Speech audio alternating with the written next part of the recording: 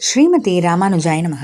भीष्मद्रोणतटा जयद्रथजला गान्धारनीलोत्पला शल्यग्राहवती कृपेण वहनी कर्णेन वेलाकुला अश्वत्थामविकर्णघोरमकरा दुर्योधनावर्तिनी सोत्तीर्णा खलु पाण्डवैरणनदी கைவர்த்தகः கேசவः. நாள்தோறும் பகவத்கீதையில் இப்போ நம்ம பார்த்துட்டு இருக்கிறது 11வது அத்தியாயம்.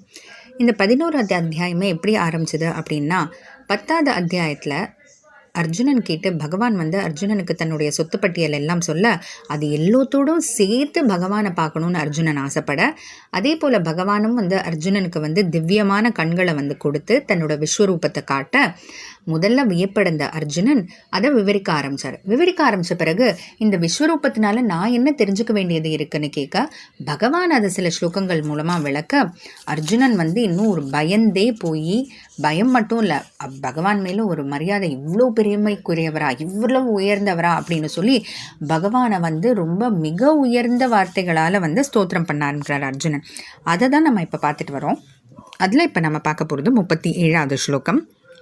கஸ்மாச்ச தேன நமேரன் மகாத்மன் கரீயசே பிரம்மணோப்யாதிகர்த்ரே அனந்த தேவேஷ ஜகன்னிவாச த்வமக்ஷரம் சதசத்தத்பரம் யத்.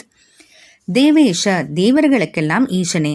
இதில் பார்த்தீங்கன்னா நிறைய சொற்களால் அர்ஜுனன் பகவான் அழைக்கிறார். அதாவது பகவான் எவ்வளோ பெருமைக்குரியவர், அதை வார்த்தைகளால் சொல்லி போதாது அப்படின்றதுனால அதை பெயர்களாகவே சொல்லி அர்ஜுனன் பகவான் அழைக்கிறத நம்ம இங்கே பார்க்கலாம். ஜெகன்னிவாச, ஜகத்திலேயே ஜகத்துக்குள்ளேயே அந்தர்யாமியாக உட்புகுந்து இருப்பவனே, அது மட்டும் இல்லாமல் ஜகத்துக்கே இருப்பிடமாகவும் இருப்பவரே அப்படின்னு சொல்லி. அனந்தன்னா எல்லையற்றவரே. எல்லையற்றவன் எதில் எல்லை இல்லாமல் இருக்காரு அப்படின்னா, இடத்தாலோ காலத்தாலோ பொருளாலோ எதுலேயுமே முடிவே இல்லாதவர். அதுதான் அனந்த. கஸ்மாத் இப்படிலாம் சொல்லிட்டு, எதனால் தேன நமேரன், உன்னை யாரும் வணங்காமல் இருப்பார்கள். அதாவது இவ்வளோ பெருமைக்குரிய உன்னை யாருனால தான் வணங்காமல் இருக்க முடியும்?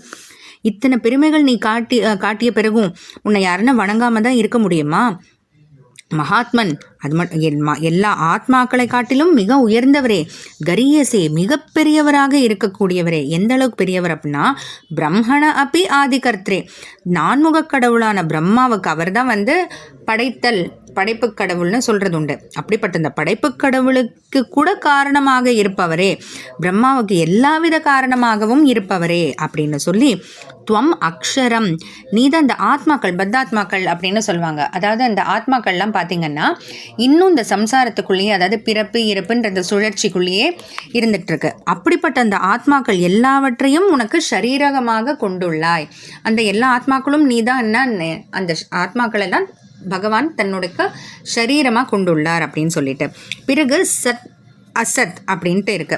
இந்த ஆத்மாக்களையும் பார்த்தீங்கன்னா காரண நிலை காரிய நிலைன்னு சொல்கிறது உண்டு.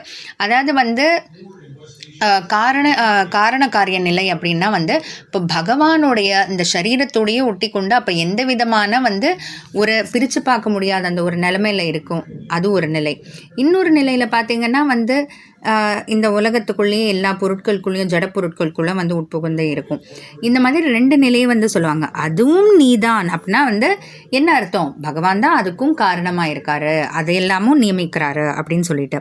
அதை தவிர தத்பரம், இது எல்லாத்துக்கும் மேலே உயர்ந்திருக்கக்கூடிய முக்தாத்மாக்கள். முக்தாத்மாக்கள்னா இந்த சம்சார சுழற்சி, பிறப்பு இறப்புன்ற அந்த சுழற்சியிலேருந்து மீண்டு அங்கே நித்தியமாக எப்போதும் பகவான் கிட்டேயே இருக்கக்கூடிய அந்த பரமபதம் வைகுண்டம்னு அந்த இடத்துக்கு போய் சேர்ந்தாச்சு அப்படின்றவங்க தான் முக்தாத்மாக்கள்னு. அதுவும் நீயே அப்படின்னா, அதற்கும் தலைவன் நீதான், அதற்கும் ஈசனே நீதான் அப்படின்னு சொல்லி, எல்லாத்துக்கும் நீதான் ஈசன், எல்லாத்துக்கும் நீதான் தலைவன்னு அர்ஜுனன் இங்க பயங்கரமாக ஓங்கி புகழ் பாடுறாரு பகவானை. தொடர்ந்து என்னெல்லாம் சொல்றாருன்னு பார்க்கலாம். ஜெய் ஸ்ரீ கிருஷ்ணா.